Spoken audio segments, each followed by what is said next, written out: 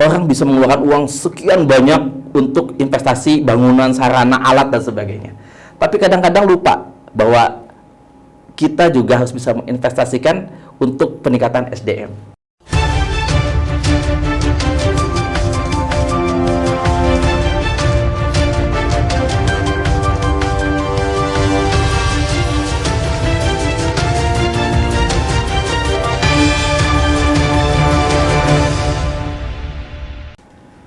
Berjumpa kembali dalam program Talk and Talk, saya Iman Dwiartanto. Kali ini saya akan ketemu dengan tetangga. Saya katakan tetangga karena beliau ini lokasi kerjanya dan juga aktivitasnya kebanyakan di tetangga kami, di kawasan Wiyung.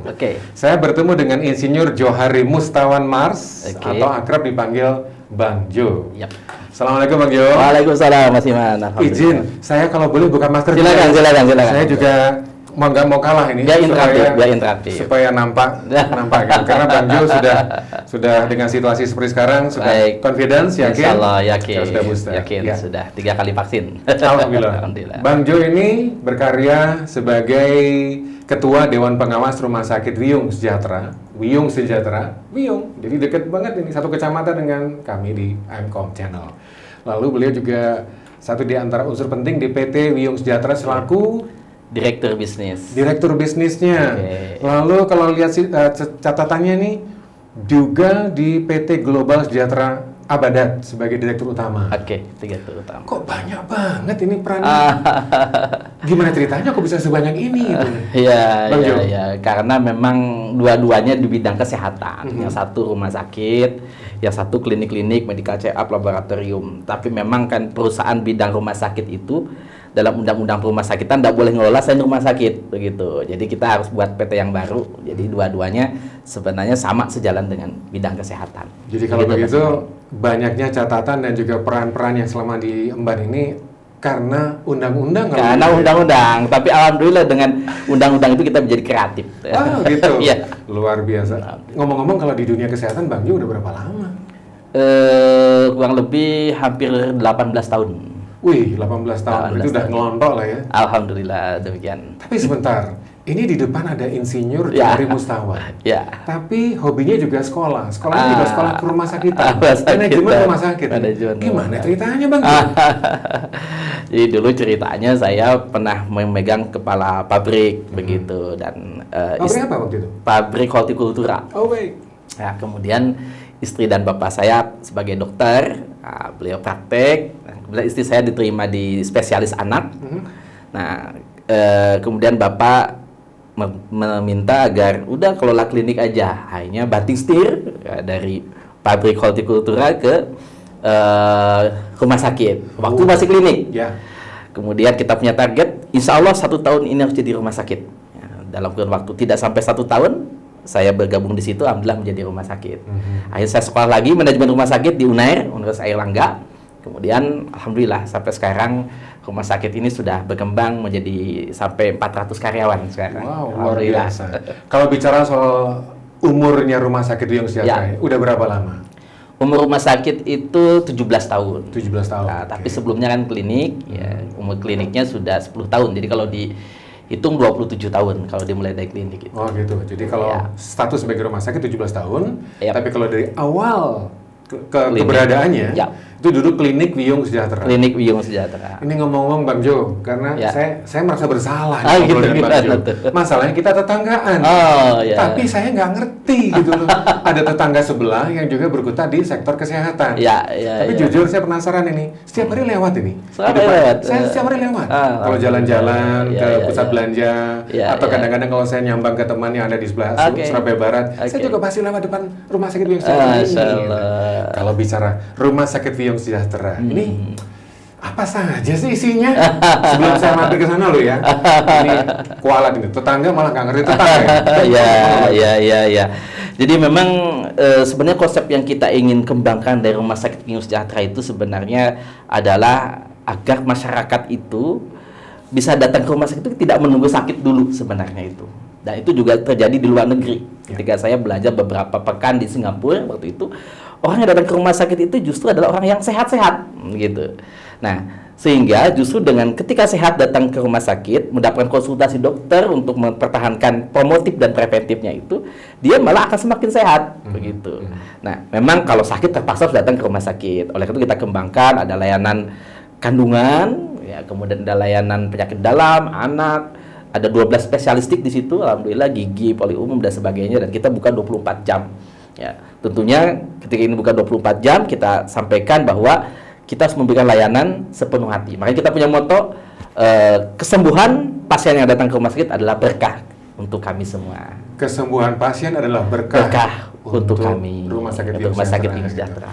Luar biasa. Berarti moto ini sudah ada sejak awal atau memang mengikuti perkembangan zaman sesuai dengan perubahan-perubahannya? Moto ini ketika awal jadi rumah sakit. Jadi waktu klinik belum, tapi ketika menjadi rumah sakit kita harus punya tagline, kita harus punya moto untuk memberikan trigger kepada semua karyawan yang waktu itu awal rumah sakit masih tidak sampai 60, kita tekankan 60 orang itu, dan alhamdulillah sekarang sudah jadi hampir 400 itu tadi, dengan tagline kesembuhan adalah berkah kepada kami, karena inti pada kehidupan adalah berkah dari Allah Subhanahu wa taala. Gitu kan, seperti ini. Luar biasa ini ya. Bang Jo, dengan visi misi dan moto yang luar biasa ini gitu ya. Praktis, ada dinamika dan tantangannya. Ya, untuk mewujudkannya, tantangan terberatnya apa gitu ya? ini pertanyaan saya ini pertama, nanti ada hubungannya dengan pertanyaan berikutnya. Mau nggak Bang Jo? Betul. Jadi kita lihat bahwa sebuah tantangan itu kita harus berpikir bahwa itu kita saatnya naik kelas, gitu kan. Kalau kita mengambil ayat Al-Quran itu ada tentang apa namanya, kata Allah, ahasiban nasu ayutraku ayakulu amana wahum la yuftanun, katanya begitu. Apakah mereka mengira dia akan sukses, dia akan beriman, padahal belum datang ujian pada mereka. Nah, ini kita tanamkan pada semua karyawan kami, dan alhamdulillah ketika setiap ada tantangan itu memacu kita untuk bisa berkembang. Termasuk ketika ada di awal era BPJS, awalnya kita khawatir, BPJS nanti rumah sakit akan kehabisan pasien. Ternyata justru dengan era BPJS, alhamdulillah rumah sakit kami semakin berkah, bahkan bisa semakin memberikan banyak pelayanan kepada masyarakat, khusus kota Surabaya dan sekitarnya. Di era pandemi pun, kita berpikir bahwa kita adalah rumah sakit, jangan berpikir hanya sekedar keuntungan, tapi bagaimana kita bisa memberikan kontribusi buat masyarakat dengan kondisi pandemi ini. Dan alhamdulillah justru dengan masa pandemi ini, kita masih alhamdulillah banyak keberkahan, dan bahkan bisa kita banyak membangun ruangan yang baru seperti pediatric center, hemodialisa, kemudian bangunan-bangunan yang baru yang insya Allah akan kita kembangkan. Sehingga tantangan kita ubah menjadi sebuah keberhasilan di situ. Kita masih bersama dalam program Talk and Talk. Saya Iman Wiartanto bersama Bang Jo. Nama lengkapnya Insinyur Johari Mustawan Mars, tapi ingin dipanggil Bang Jo saja ini ya. Luar biasa, Bang Jo. Namanya tetangga, saya kembali. Dengan orang kita itu kan punya pandangan. Kalau nggak sakit, nggak urusan ke dokter. Kalau nggak sakit benar, ngapain ke rumah sakit? Nah, menghadapi tantangan dan mungkin pandangan seperti itu, apa yang dilakukan kawan-kawan Rumah Sakit Bima Sejahtera untuk bisa menyampaikan bahwa sehat itu merupakan berkah yang harus kita jaga? Mau nggak Bang Jo? Betul. Jadi ada dua nikmat yang sering kita lupakan. Pertama adalah nikmat sehat. Kita rasakan ketika kita sedang sakit, dan yang kedua adalah nikmat waktu luang kita rasakan ketika kita sedang sangat sibuk sekali, seperti itu. Dan nikmat sehat ini kita tahun 2011 membuka perusahaan namanya Global Sejahtera Abada itu tadi. Nah, Global Sejahtera Abada ini adalah bentuk kepedulian kita pada masyarakat supaya masyarakat itu memahami tentang penting-pentingnya kesehatan. Oleh karena itu kita menjadi pendamping para perusahaan yang membutuhkan layanan konsultasi kesehatan di perusahaannya. Jadi kita alhamdulillah sudah bekerjasama dengan 80 alhamdulillah korporasi dengan Global Sejahtera Abada ini, dan bagaimana kita menyampaikan bahwa perusahaan pun terbantu dengan karyawannya semakin sehat, produktivitasnya meningkat begitu, dan karyawan pun semakin ringan sakitnya. Karena apa? Dilakukan pendampingan kesehatan, tidak datang ke rumah sakit, tapi kami yang mendatangi mereka, seperti itu. Nah, ketika kami yang mendatangi mereka, akhirnya mereka juga merasakan, oh iya, datang konsultasi kesehatan itu tidak menunggu sakit dulu, maka datang ke klinik-klinik kami, datang ke rumah sakit kami. Kebetulan kami juga ada beberapa klinik yang kita kelola, dan akhirnya mereka bisa semakin paham.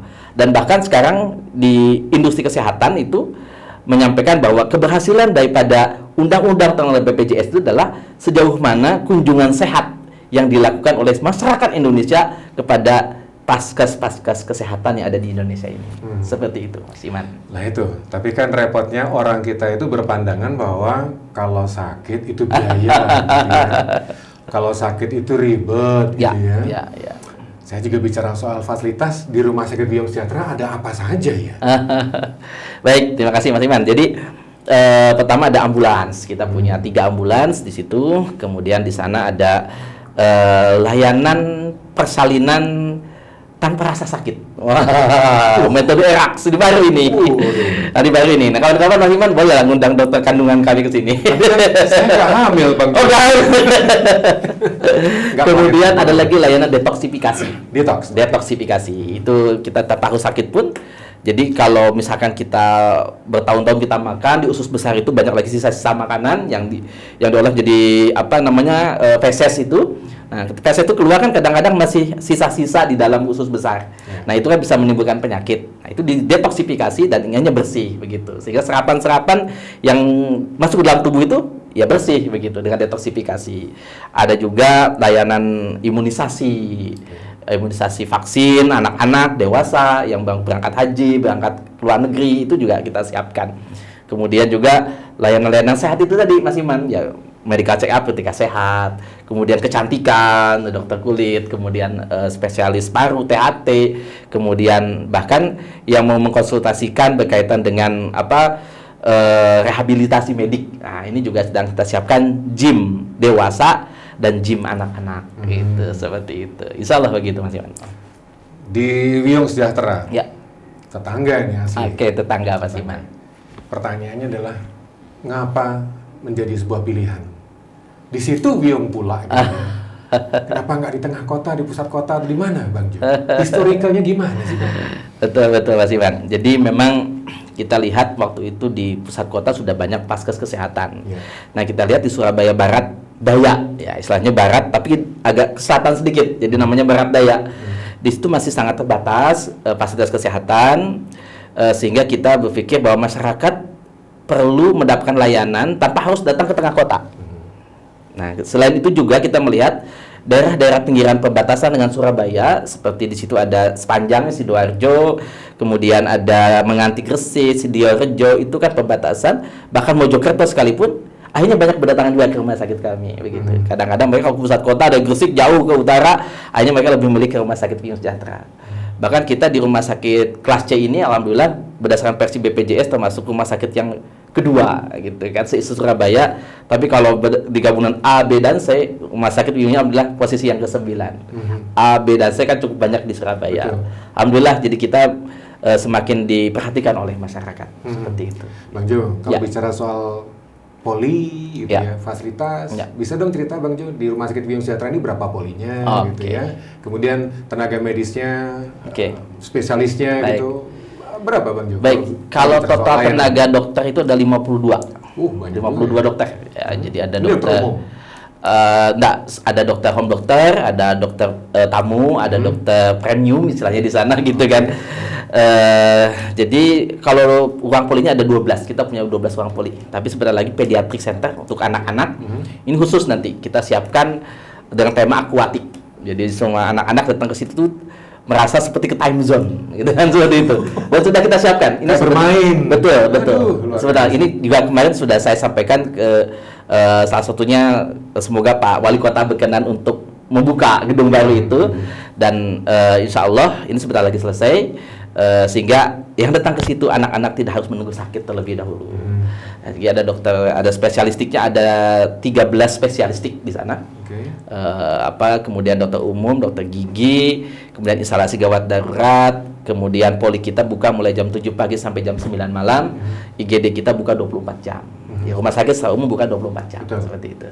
Nah, sehingga, dan juga layanan telemedicine. Jadi bagi yang takut ke rumah sakit bisa telemedicine dari rumah.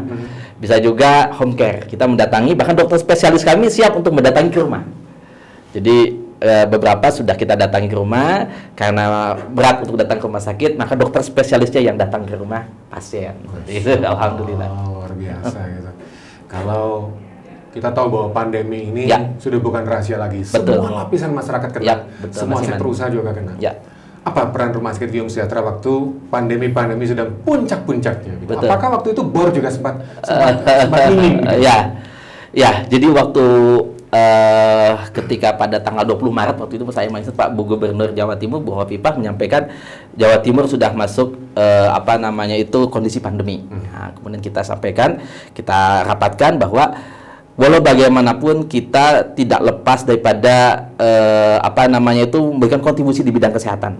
Kita korbankan langsung 37 tempat tidur kita untuk menyiapkan kalau seandainya kejadian kondisi pandemi dan membutuhkan layanan rumah sakit. Ya.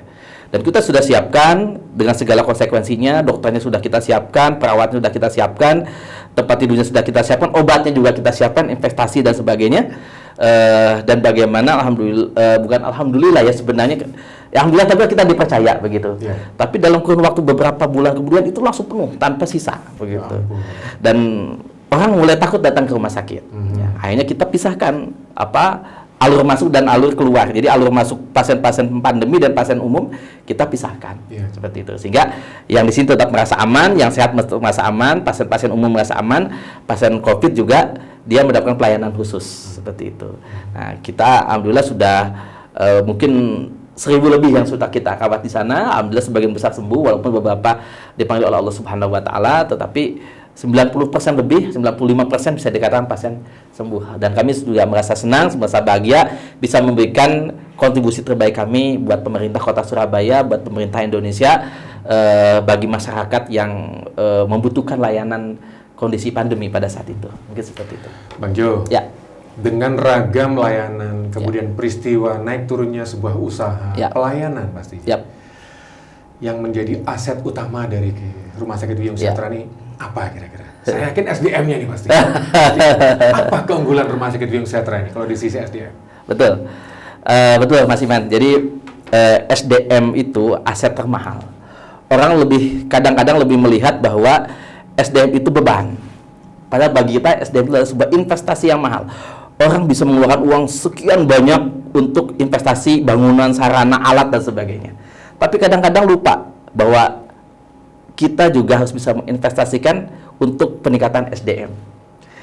Bagaimana perawat yang kita pelatih, bagaimana kita sekolahkan. Bahkan ada yang dulu sekolah perawat kesehatan, kita dorong sekarang sudah S1 bahkan profesi, nurse seperti itu.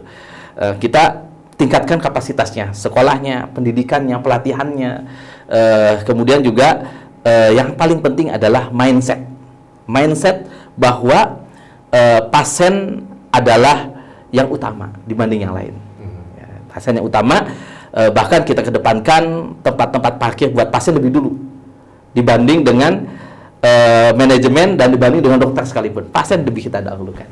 Artinya mereka akhirnya pasien merasa nyaman, kemudian juga dokter merasa nyaman, baru manajemen yang terakhir. Seperti itu. Kurang lebih seperti itu Mas. Prestasi pastilah. Rumah Sakit Biyung Sejahtera berusaha untuk mencapai level tertingginya. Gitu. Amin. Apakah sudah ada semacam sertifikasi atau semacam ISO yang diraih oleh Rumah Sakit Biyung Sejahtera? Ya. Jadi kita di tahun 2012 kita meraih akreditasi dasar waktu itu, kemudian dengan penetapan sebagai rumah sakit kelas D. Ya, kemudian di 2015 kita lulus perdana. Ya, dasar itu dulu bintang 1, perdana juga bintang 1. Ya, bintang 1. Kemudian 2017 kita menjadi kelas C dan pada saat ini kita sudah menjadi rumah sakit dengan bintang tertinggi yaitu bintang 5 paripurna. Alhamdulillah. Luar biasa. Ya, dengan penilaian di atas 80% untuk 16 bab penilaian akreditasi rumah sakit. Dengan pencapaian sudah tertinggi ini, apakah ada semacam target berikutnya yang tentu menciptakan punuk-punuk lagi ya, puncak-puncak lagi nih? Gimana Bang Jo? Ya, betul. Boleh nggak buka rahasia nih?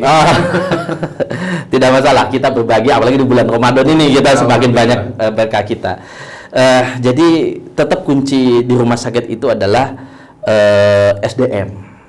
Dan kita sampaikan kepada semua karyawan di rumah sakit adalah orang yang datang ke rumah sakit itu sebagian besar bukan orang yang datang ke supermarket, orang yang datang untuk hiburan dan sebagainya. Mereka adalah orang yang perlu penanganan karena mereka adalah cemas, tidak mandiri, perlu dibantu, merasakan khawatir karena tidak tahu sakit itu apa sembuh atau tidak. Makanya yang terpenting di situ adalah mindset dan perilaku SDM di dalam menangani pasien tersebut. Karena peralatan bisa kita beli, bangunan bisa kita bangun, betul. Tanah bisa kita perluas, tetapi SDM itu perlu waktu panjang untuk mengondisikan sebuah mindset bahwa the customer is everything, gitu kan, seperti itu. Intinya begitu. Jadi layanan paripurna akreditasi adalah layanan berorientasi kepada pasien. Ini saya kembali lagi pada falsafah lama, tak kenal maka tak sayang gitu ya. Dan kami bertetangga, jujur saya sebagai tetangganya Rumah Sakit Biyung Sejahtera belum mengenal, baru kali ini baru permukaan ceritanya. Jadi kapan-kapan kita perlu mampir. Insya Allah, sebagai sehat. Betul.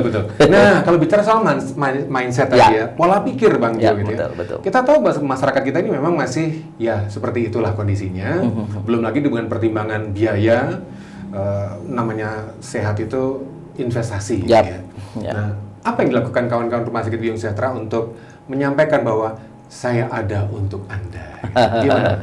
Baik, terima kasih Mas Iman. Jadi kita beberapa kali sering melaksanakan kegiatan kerjasama dengan puskesmas bahkan mendatangkan dokter spesialis ke luar gitu kan untuk misalkan pemeriksaan mata, ya, pemeriksaan mata supaya kita bisa melihat bagaimana aset pentingnya mata untuk kita pelihara, tidak menunggu sakit. Ya, kemudian yang sakit memang kita bantu ya untuk bisa kita sembuhkan dengan operasi katarak dan sebagainya. Ya. Tapi sebagian besar ada orang-orang sehat di situ. Nah, kita mendatangi masyarakat, kemudian juga kita kadang-kadang melakukan kegiatan hitanan massal bersama masyarakat gitu. Kemudian juga kita kerja-kerja bareng bersama masyarakat untuk membina kekeluargaan dengan masyarakat. Ya. Jadi rumah sakit pun tidak hanya sekedar masalah kesehatan aja, tapi juga bisa membangun bersama masyarakat, membangun keluargaan. Bahkan kemarin dari era COVID ini kita membuat satgas bersama dengan masyarakat sekitar. Jadi mereka merasakan bahwa rumah sakit inilah rumah sakit mereka, bukan rumah sakit hanya pemilik, bukan. Ini Rumah Sakit Biyung Sejahtera ada di komplek Kecamatan Biyung, ini adalah rumah sakit kita bersama. Seperti itu. Dengan banyaknya dokter spesialis, dokter umum, lalu ada 12 poli, dan juga nanti mengembangkan pediatric center yang dengan nuansa-nuansa akuatik, nuansa bermain.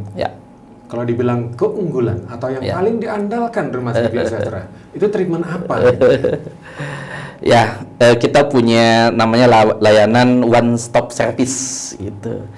Artinya pasien itu cukup dengan dirawat di satu kamar itu, dia akan mendapatkan obat di situ, dia akan mendapatkan layanan di situ, dia membayar di situ, dia melakukan apapun di situ, konsultasi di situ, jadi tidak usah kemana-mana. Dengan di situ kita siapkan layanan wifi yang nyaman gitu, kemudian ada televisinya dengan berbagai channel yang kita siapkan seperti itu. Bahkan juga kita siapkan kalau misalkan membutuhkan layanan-layanan untuk kerohanian seperti itu. Kadang-kadang ada yang membutuhkan dan layanan kerohanian itu tidak harus bagi umat muslim saja. Jadi umat yang beragama lain pun bisa kita kerjasamakan di situ. Karena kita juga mengembangkan bagaimana rumah sakit ini harus berguna buat semua masyarakat Kota Surabaya tanpa memandang agama, tanpa memandang suku bangsa, tanpa memandang dari mana dia berasal. Kita kedepankan karena masalah-masalah kemanusiaan ini harus kita kembangkan sesuai dengan bagaimana Indonesia adalah Bhinneka Tunggal Ika. Seperti itu.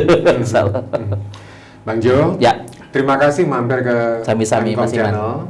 Tapi sebelum kita berpisah, Bang Jo, ini mungkin Bang Jo ingin menyapa audiens Mkom Channel, sekaligus memberikan semacam penekanan. Mungkin Bang Jo bisa memberikan semacam seruan. Monggo, Bang Jo. Baik, terima kasih Mas Iman. Jadi memang setiap pertemuan mutlak memerlukan sebuah perpisahan, tapi setiap perpisahan belum tentu adanya pertemuan kembali.